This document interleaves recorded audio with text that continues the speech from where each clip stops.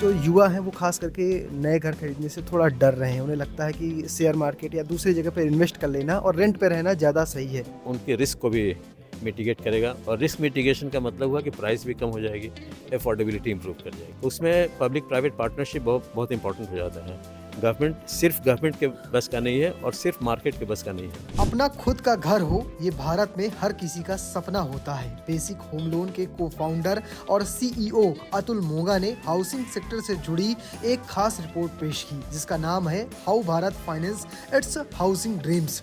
कार्यक्रम में national housing bank के पूर्व चेयरमैन राज विकास वर्मा ने भी कुछ अहम बातें साझा की हैं। उन्होंने कहा कि अगर हमारे पास सही डेटा हो तो बढ़ती प्रॉपर्टी की कीमतों को कंट्रोल किया जा सकता है। चलिए उनसे विस्तार से जानते हैं कि इस पूरे मामले पर उनकी क्या राय है। ये बेसिक होम लोन की स्कीम है और ये जो स्कीम बनेगी उसके जो डेटा इंसाइट जो बेसिक होम लोन की रिपोर्ट जो प्रोवाइड कर रही है उसके आधार पर, तो उसको बेसिस बनाकर आजकल जैसे मार्केट भी है, मॉर्गेज इंडस्ट्री है, जो हाउसिंग लोन है वो कंज्यूमर ड्रिवन है, हाईली कंज्यूमर ड्रिवन। तो उसमें कंज्यूमर डिमांड करता है कि हमें किस तरह की प्रोडक्ट चाहिए, किस तरह की फैसिलिटी चाहिए, तो उसको चॉइस बहुत है मार्केट में।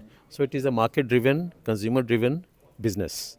तो लेंडर्स को आइडेंटिफाई करना होगा कि वो कंज्यूमर की किस तरह की, कंज्यूमर ने डिमांड तो कर दिया बट उसकी प्रोफाइल क्या है, कंज्यूमर की बिहेवियर क्या है, उसके प्रेफरेंसेस क्या हैं, उसको अपने प्रोडक्ट डिज़ाइन में डालना होगा। तो उसके लिए ये डेटा प्रोवाइड कर रहे हैं, report on this, that is very useful to the lenders. और लेंडर्स दोनों चीज़ कर पाएंगे, अपने बिजनेस एक्सपेंशन भी कर पाएंगे और साथ ही साथ रिस्क मिटिगेशन भी कर पाएंगे। उनको जो ऐसे रिस्क लगता है कि भाई इस तरह के सेगमेंट के बोरोवर्स को लेंड करने में हमें किस तरह का जोखिम उठाना पड़ेगा, वो उससे वो प्रोजेक्ट अपने आप को कर लेते हैं because of the data availability. अच्छा, तो आप दोनों चीज़ें, दोनों फ़ायदा होता है, कंज्यूमर को भी फ़ायदा होता है और लेंडर को भी फ़ायदा होता है। इससे एक तो बिज़नेस एक्सपेंशन होता है लेंडर्स का और बोरोवर्स को होम लोन ज़्यादा आसानी से मिल जाता है। अच्छा, अभी फ़िलहाल की जो आपके पास जो डेटा है, उसमें आप सबसे बड़ी चुनौती किसे मानते हैं? खास करके इनफॉर्मल सेक्टर के जो बोरोवर्स होते हैं, जिनके जिनके इनकम डॉक्यूमेंटेड नहीं है, जिनके पास सैलरी स्लिप्स नहीं है, तो जिनको जिनको असेस करना, क्रेडिट असेसमेंट लेंडर्स को मुश्किल होता है, but they are good credits, इसलिए और शायद उनको उनका अभी क्रेडिट ब्यूरो में रिकॉर्ड बना भी नहीं हो, हिस्ट्री नहीं बना हो। शायद किसान परिवार से जो आते हैं। हाँ, small borrowers, small traders, informal sector में जो काम करते हैं जो लोग, और उसकी तादाद बढ़ती जा रही है, नंबर्स बढ़ते जा रहे हैं। सो डिमांड ऑन हाउसिंग बहुत इंक्रीज़ कर रहा है, लेकिन लेंडर्स उतना नहीं पेनिट्रेट कर पाते हैं उस मार्केट को because they are not confident, उनको वो रिस्क हमेशा दिखता है। तो ये इस तरह की डेटा और कंज्यूमर प्रोफाइल ये सब बन जाएगी तो उनके पास रहेगा, उसके बेसिस पे they will be able to take more confident decisions, जो कि उनके रिस्क को भी मिटिगेट करेगा। और रिस्क मिटिगेशन का मतलब हुआ कि प्राइस भी कम हो जाएगी, अफोर्डेबिलिटी इंप्रूव कर जाएगी। अच्छा, पहली बार जो घर खरीदते हैं, पहली बार घर खरीदने का सपना ही अपना अलग होता है, अलग खुशी होती है। उनको उनके लिए मतलब जो खरीदने वाले हैं बायर्स, उनके लिए आप कैसे तैयारी करें? हाँ, हमारे ख्याल से एक अ, एक तरह से इंटरमीडिएशन की ज़रूरत है। किस तरह से इसको ये लोग मार्केट करें, कैसे एडवर्टाइज़ करें, कैसे कंज्यूमर तक पहुंचाएं, इस तरह की चीज़ें हैं। तो उसमें ये ऐप को लेंडर्स के माध्यम से उसको लोगों तक पहुंचाना होगा। तो वो एक, I won't call it last mile connectivity, लेकिन वो इम्पॉर्टेंट बिजनेस है, वो important part of the business है। किस तरह से कनेक्ट करें हम उन लोगों को, तो वो कंपनी डिसाइड करेगी कि कैसे उसको मार्केट करें, लेकिन लेंडर्स को इसका बहुत फ़ायदा होगा। तो ये रिपोर्ट हमारे ख्याल से अगर अच्छी से सर्कुलेशन हो, अच्छा प्रेजेंटेशन हो to the lenders, it will be a big win win for all the stakeholders. Sir, एक सवाल है। अब दिल्ली एनसीआर का मामला है, यहाँ पे ना हाउसिंग जो रेंट है, प्रॉपर्टी के रेंट है, मतलब रेंट हो या फिर प्राइस हो, वो आसमान छू रहा है।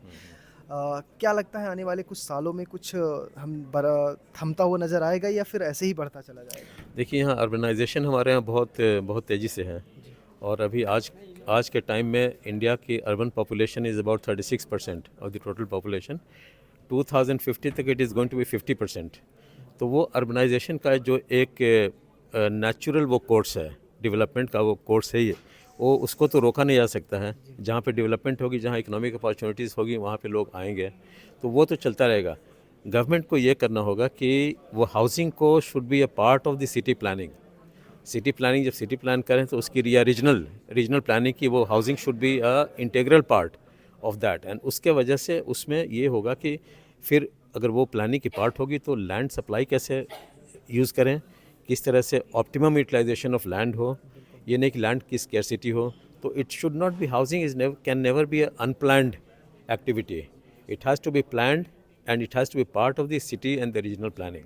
तो उसमें हाउसिंग भी आ जाएगी, हाउसिंग रिलेटेड इंफ्रास्ट्रक्चर भी आ जाएंगे, जो माइग्रेशन की इशू है वो भी एकोमोडेट होंगे। At the same time government planning जब होती है तो उसमें वो प्राइस का भी खास नज़र देखते हैं कि क्यों प्राइस बढ़ रही है, किस वजह से बढ़ रही है, आर्टिफिशियल शॉर्टेज है या किसी ने शॉर्टेज कराया है, या तो लैंड सप्लाई अगर वो अश्योर्ड हो और लैंड सप्लाई के साथ साथ इंफ्रास्ट्रक्चर, तो उसमें पब्लिक प्राइवेट पार्टनरशिप बहुत इंपॉर्टेंट हो जाता है। गवर्नमेंट के बस का नहीं है और सिर्फ मार्केट के बस का नहीं है। ये दोनों की जो पार्टनरशिप होती है वो बहुत ज़रूरी है, और उसमें एक तरह से लोगों का भी किस तरह से पार्टिसिपेशन और लोग किस तरह से उसको और स्ट्रेंथन करें उस पार्टनरशिप को, बहुत ज़रूरी है। तो उसमें ये डेटा अवेलेबिलिटी और ये जो रिपोर्ट है वो can be used by all. इसको और थोड़ा विस्तारित करें और एक्सटेंसिव डेटाबेस करें तो ये गवर्नमेंट बहुत अच्छे से यूज़ कर सकती है। लेंडर्स यूज़ कर सकते हैं, प्लानर्स यूज़ कर सकते हैं, खास करके, और लोग बाग तो यूज़ कर ही सकते हैं। सर एक आपने इतने साल तक इतने बड़े बैंक के चेयरमैन की सर्विस दी है, एक मिसकंसेप्शन है, कह सकते हैं कि जो आप ईएमआई पे होम लोन लेते हैं आपकी पूरी ज़िंदगी ईएमआई भरते भरते निकल जाती है। इसको लेकर भी जो युवा हैं वो खास करके नए घर खरीदने से थोड़ा डर रहे हैं। उन्हें लगता है कि शेयर मार्केट या दूसरी जगह पर इन्वेस्ट कर लेना और रेंट पे रहना ज़्यादा सही है। ऐसे थोड़ा सा जो डर रहे हैं उनके लिए। ऐसा नहीं है, बहुत माहौल बदल गया है अब। जिस तरह से क्रेडिट अवेलेबिलिटी हुई है मार्केट में, जिस तरह से कई इंस्टीट्यूशंस आ गए हैं, कई संस्थाएं आ गई हैं, या बोलो आप हाउसिंग फाइनेंस कंपनीज, करीब 100 के लगभग हाउसिंग फाइनेंस कंपनीज हैं, सारे बैंकिंग इंडस्ट्री वो सभी क्रेडिट देने को तैयार हैं, हाउसिंग लोन देने को तैयार हैं। तो आज इस समय लोन मिलना डिफ़िकल्ट नहीं है, provided borrower has to decide. Loan मिलना कंफर्म कठिन नहीं है, लेकिन लोन की ईएमआई भरना लोग बहुत तरह तरह के प्रोडक्ट्स आ गए हैं कि वो किस लेवल, तो वो तो बोरोवर को जानना होगा कि उसकी क्षमता क्या है, उसकी इनकम कैपेसिटी क्या है, कितना बोरो कर सकता है। अगर ईएमआई इतना करना, तो उसमें बहुत ऑप्शन अब आ गए हैं। जैसे मान लो कि किसी बोरोवर को बीच में कुछ और पैसा मिल गया तो ही कैन प्रीपे और अपनी लोन ईएमआई किस्त कम कर सकता है या पीरियड कम कर सकता है। तो कई तरह की फ्लेक्सिबिलिटीज उसमें आ गए हैं। उसमें रिस्क ये रहता है कि अगर लॉन्ग टर्म लोन है तो लॉन्ग टर्म लोन में अफोर्डेबिलिटी बेटर होती है, ईएमआई कम होती है। तो वो एक तरह से कैलिब्रेट करना पड़ता है कि बोरोवर की क्या इनकम प्रोफाइल है, क्या इंटरेस्ट चार्जेबल है आज के डेट में, because of is risk based pricing हो गया है, उसके बेसिस पे कितना ईएमआई बन रहा है, वो कितना अफोर्ड कर पाएगा। तो उस हिसाब से अगर नहीं अफोर्ड कर पाएगा उतना ईएमआई, तो एलोंगेट कर दो उस लोन को, ईएमआई और कम हो जाएगा, weather he can afford that.